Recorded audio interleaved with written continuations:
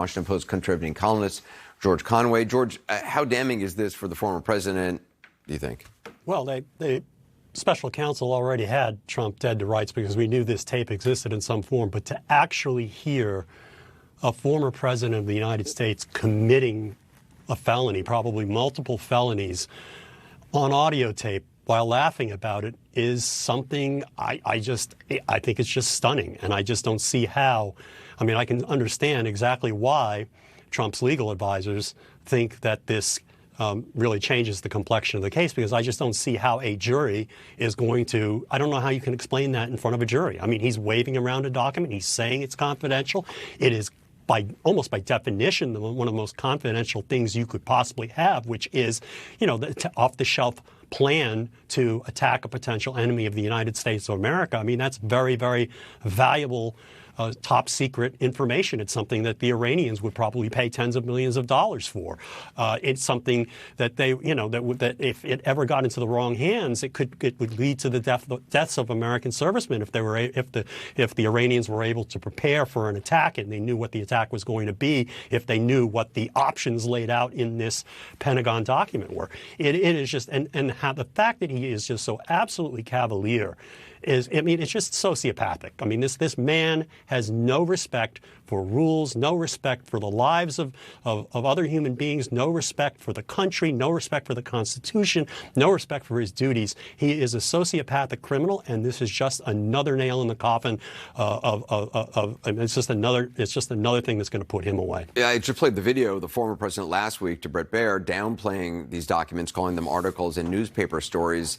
Yeah, he's a lie. He's just lying. Yeah, he's lying. What's so interesting about this is how, I mean, this is what he has continually done, which is, he lies, creates a story, and then that story gets debunked, and then he creates a new story based on the information that's out there then, and because he can't stop himself from speaking, he'll give an interview with that new story, and then that gets debunked, and then he'll come up with a new story. Right, and no, it's a totally, I mean, I once wrote a semi-humorous piece in the Washington Post when this first came out last year about, cookies, and he's saying he doesn't have the cookie jar. Oh, you put the cookies there. The jar is mine. The cookies are mine. And the story changes from moment to moment to moment. I mean, it's like the narcissist's prayer, which is, if I did it, I didn't do it. If I did it, you made me do it.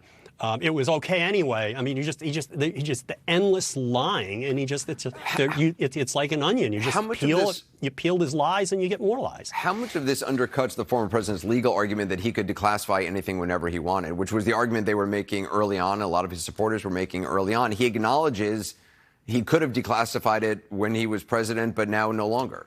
Yeah, and he knows that he didn't do it. He knows that he can't do it now that he is no longer president. And he's telling them, "Oh, this is off the record. This is confidential. Look at this." And I mean, it's manifestly top secret, manifestly still classified, and that doesn't even matter under the more serious charges that have been filed against him under the Espionage Act, because that doesn't even require the material to be classified. It just requires it to be sensitive national defense information, which unquestionably the plans to attack a foreign power that's secret national defense information and quite sensitive. And yet there are plenty of people in the Republican Party right now who will hear this tape and continue to defend what's in it.